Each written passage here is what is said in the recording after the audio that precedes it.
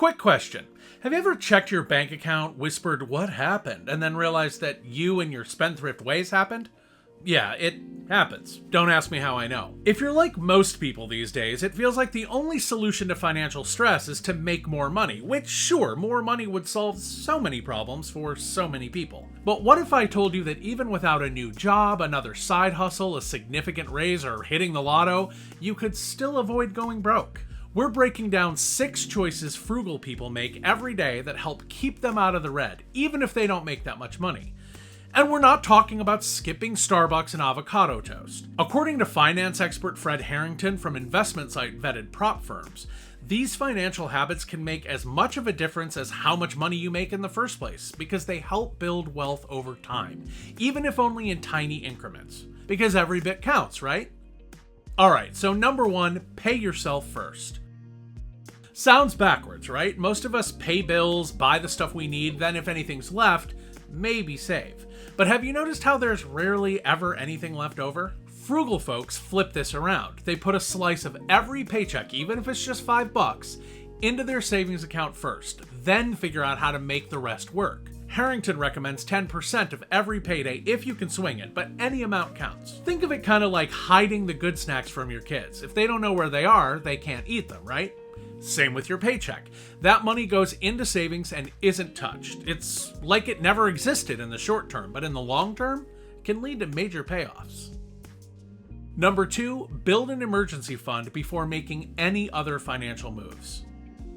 An emergency fund can be the difference between a setback and a catastrophe, as one unexpected expense can easily turn into a high-interest debt spiral. While 3 to 6 months of expenses is the gold standard for an emergency fund, even a few $100 in a separate account can stop a flat tire or broken phone from becoming a full-on financial crisis, especially considering that, as we've all heard, most Americans don't even have enough cash on hand to weather a $400 surprise expense. Frugal people aren't necessarily luckier than the rest of us, they're just prepared.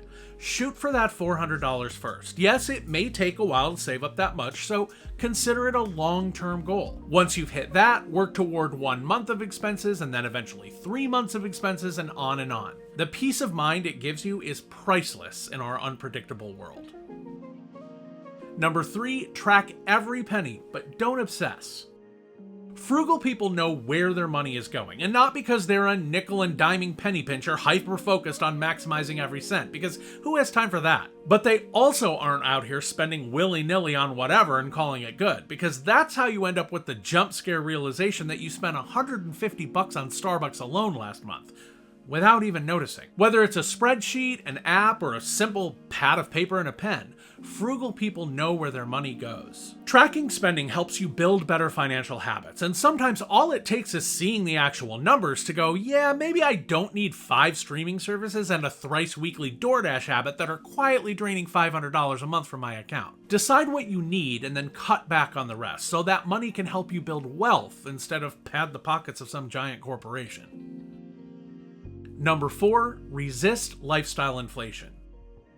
Lifestyle inflation is when you upgrade your life every time you get a raise or a bonus or an unexpected bit of cash. Experts say that every time your expenses grow to match your income, you're essentially giving yourself a pay cut. Use that extra money for investments, paying down debt, and saving instead. Frugal people use extra income to build wealth, not flex. They keep the same lifestyle and let their money work quietly in the background.